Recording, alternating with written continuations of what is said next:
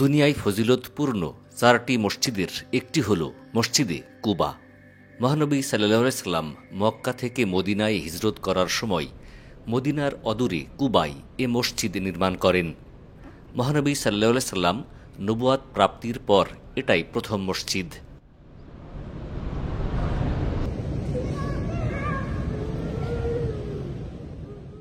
আজকের ভিডিওতে তুলে ধরব এই মসজিদের ইতিহাস, গুরুত্ব ও ফজিলত সম্পর্কে বিস্তারিত। আর সম্পূর্ণ ভিডিও জুড়ে আপনাদের সাথে আছি আমি আলিমুর রেজা।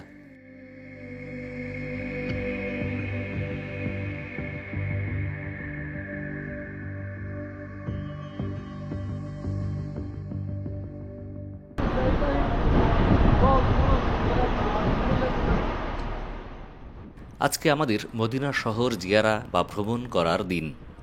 আজকে সারাটা দিন মদিনা শহরের সমস্ত ইসলামিক নিদর্শন ও ঐতিহাসিক স্থানগুলো ঘুরে দেখব। আর আজকে ভ্রমণটা ওমরা প্যাকেজের সাথেই অন্তর্ভুক্ত।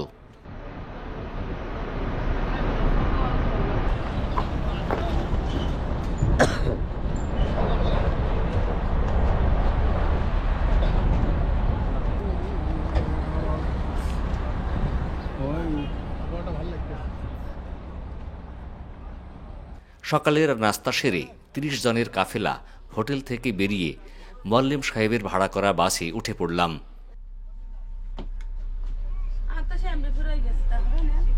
আপনি কোথায় ছিলেন এতদিন? আপনার দেখলামই না তো, অনেকদিন হয়ে গেল।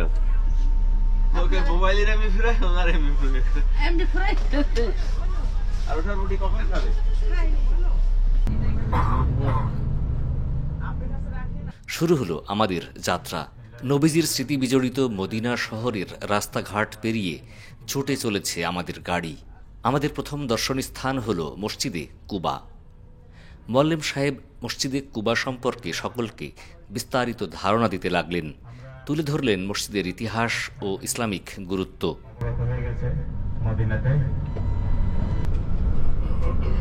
রাসূল সাল্লাল্লাহু আলাইহি ওয়াসাল্লাম যখন মক্কা থেকে মদিনায় হিজরতে আসেন,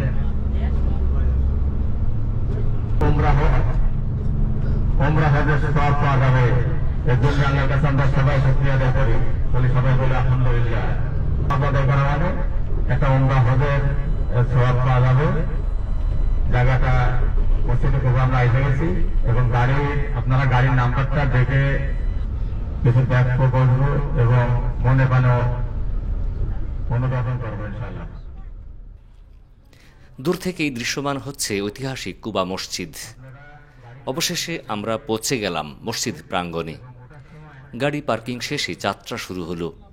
এখানেও আছে ঝাঁকে ঝাঁকে কবুতর।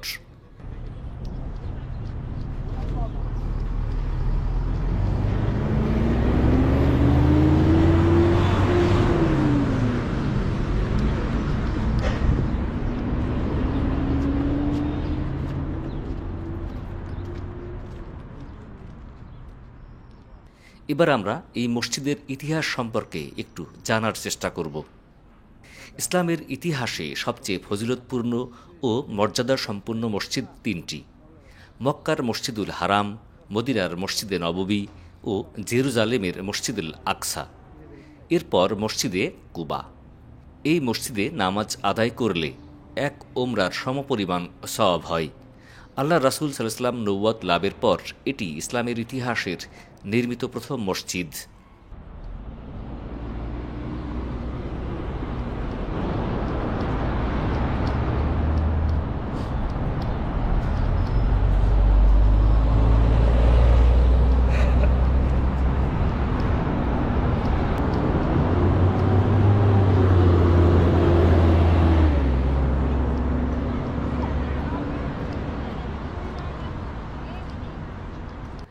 মহানবী সাল্লাল্লাহু আলাইহি সাল্লাম মক্কা থেকে মদিনায় হিজরত করার সময় মদিনার অদূরে কুবায় এ মসজিদ নির্মাণ করেন। এর আগে মক্কায় তিনি কোনো মসজিদ নির্মাণ করেননি। হিজরতের প্রথম দিন কুবা অবস্থানকালে এই মসজিদের ভিত্তি স্থাপন করেন। মসজিদের নির্মাণ কাজে সাহাবাদের সঙ্গে স্বয়ং রাসূল সাল্লাল্লাহু আলাইহি সাল্লাম অংশগ্রহণ করেন। ইতিহাসবিদরা বলেন, আল্লাহর রাসূল সাল্লাল্লাহু আলাইহি সাল্লাম যখন ভিত্তি স্থাপন করেন তখন কেবলার দিকের প্রথম পাথরটি তিনি নিজ হাতে স্থাপন করেছিলেন। উজু করে আসছে, অবশ্য সুবিধা হয়েছে।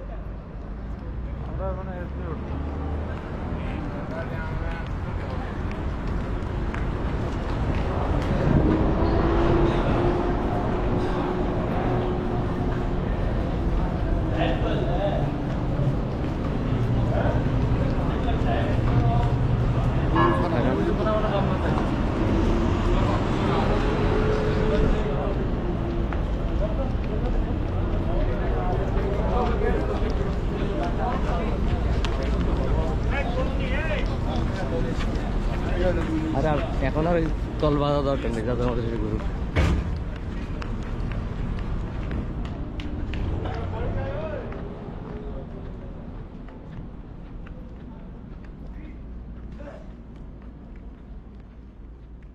মক্কা শরীফ থেকে ৩২০ কিলোমিটার উত্তরে এবং মদিনার দক্ষিণ পশ্চিম কোণে অবস্থিত এই মসজিদ কুবা গ্রামে অবস্থিত।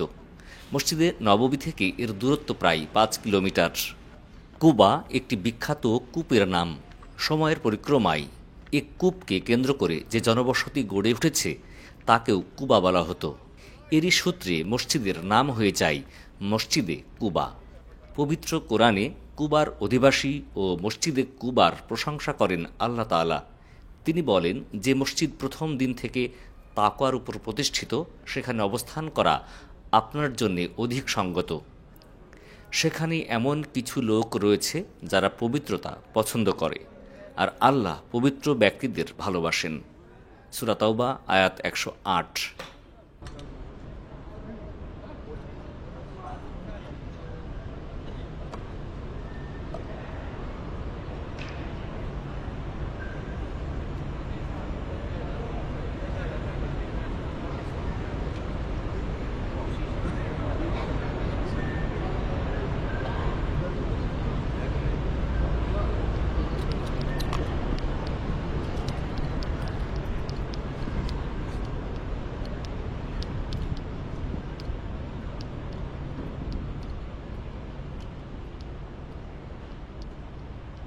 মসজিদে কুবা শুরু থেকে এ পর্যন্ত কয়েক দফা সংস্কার ও পুনর্নির্মাণ করা হয়। নবীর আমলের পর ইসলামের তৃতীয় খলিফা হজরত উসমান রাদিয়াল্লাহু তাআলার খেলাফতকালে মসজিদে কুবার সংস্কার ও পুনর্নির্মাণ করেন। এরপর বিভিন্ন সময়ে আরও বেশ কয়েকবার এই মসজিদ পুনর্নির্মাণ ও সংস্কার করা হয়। ১৯৮৬ সালে বাদশাহ ফাহাদ বিন আব্দুল আজিজ আলে সৌদের সময় সর্বশেষ সম্প্রসারণ হয়। তখন পুরো মসজিদে এক ধরনের সাদা পাথর ব্যবহার করা হয়, যা অন্য কোনো মসজিদে সাধারণত দেখা যায় না।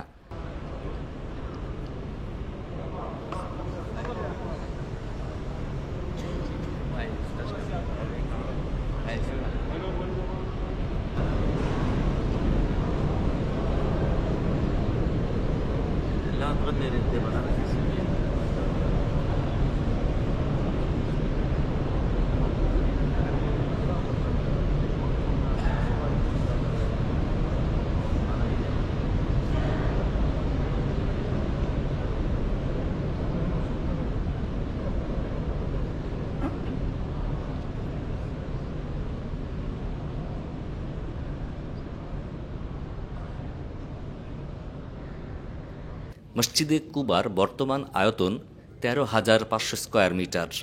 ৪টি উঁচু মিনার, ছাদে একটি বড় গম্বুজ ও ৫টি অপেক্ষাকৃত ছোট গম্বুজ রয়েছে।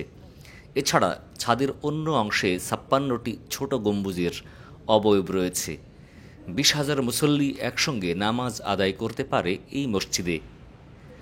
মূল মসজিদ ছাড়াও এখানে রয়েছে আবাসিক এলাকা, অফিস, অজুখানা, দোকান ও লাইব্রেরি।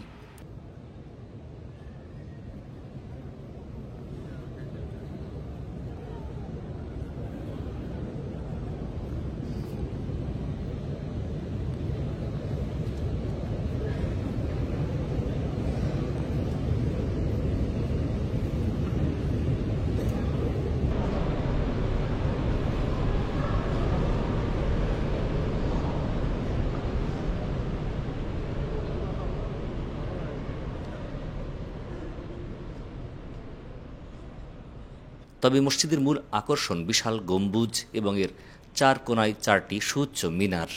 মসজিদের চতুর্দিকের সবুজ পাম গাছের বলই মসজিদটিকে বাড়তি সৌন্দর্য দিয়েছে। মসজিদটি দেখতে প্রতিদিন প্রচুর সংখ্যক মানুষ আসেন। মসজিদে নারী ও পুরুষদের নামাজের জায়গা ও প্রবেশ পথ আলাদা, অজুর জায়গাও ভিন্ন। সম্পূর্ণ শীতাতপ নিয়ন্ত্রিত মসজিদের ভিতরের কারুকাজও বেশ মনোমুগ্ধকর।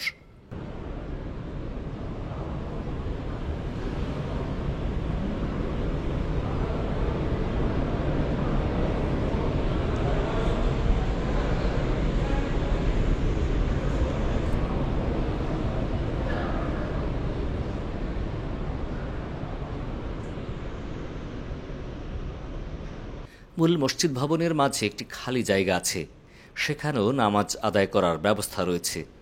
দামি কার্পেট বিছানো মেঝেতে মুসল্লিরা নামাজ আদায় করেন। এছাড়াও রয়েছে জমজম পানির ব্যবস্থা।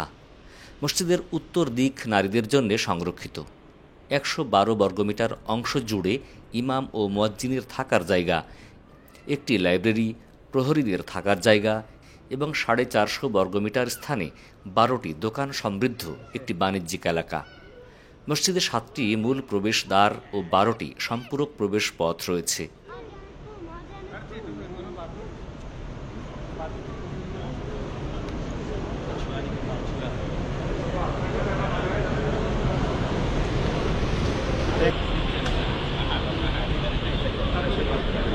मार्केट कम झड़ गया।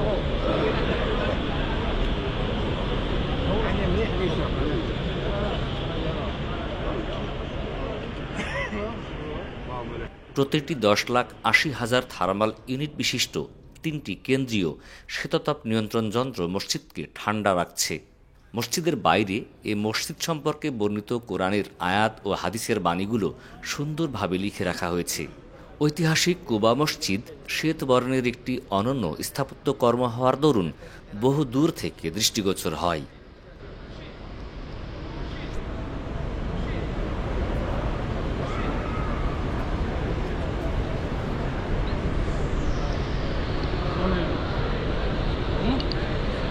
আবার ঘড়ি দেখছি বন্ধ হয়ে গেছে, টাইম করতে পারিনি। মদিনায় হজরত রাসূলুল্লাহ সাল্লাল্লাহু আলাইহি সাল্লাম 10 বছর কাটিয়েছেন। এ সময়ে হজরত রাসূলুল্লাহ সাল্লাল্লাহু আলাইহি সাল্লাম পায়ে হেঁটে অথবা উট কিংবা ঘোড়ায় আরোহণ করে কুবা মসজিদে আসতেন। এরপর তিনি এখানে 2 রাকাত নামাজ আদায় করতেন।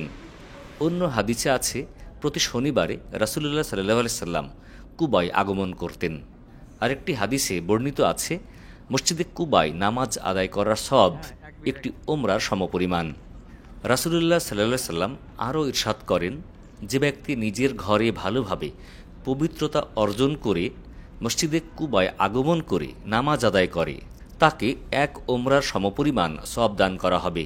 হাদিসের এমন বর্ণনার পরিপ্রেক্ষিতে নবীর যুগ থেকেই প্রতি শনিবার মসজিদে কুবায় নামাজ আদায়ের জন্য গমন করা মদিনাবাসীর অভ্যাসে পরিণত হয়েছিল। এখনও তাদের সেই আমল অব্যাহত রয়েছে। হজরত রাসূলুল্লাহ সাল্লাল্লাহু আলাইহি সাল্লামের অনুসরণে কুবা মসজিদে আসা ও 2 রাকাত নামাজ আদায় করা মুস্তাহাব। হজ পালন শেষে মদিনায় অবস্থানরত হাজিরাও মসজিদে কুবায় এসে নামাজ আদায় করেন। আমাদের কাফেলার সকলেই 2 রাকাত করে নফল নামাজ আদায় করে নিলাম।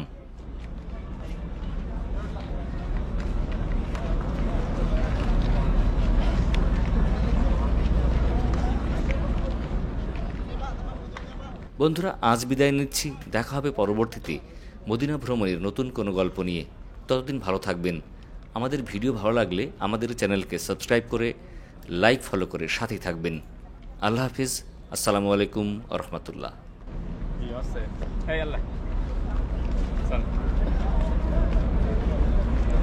চল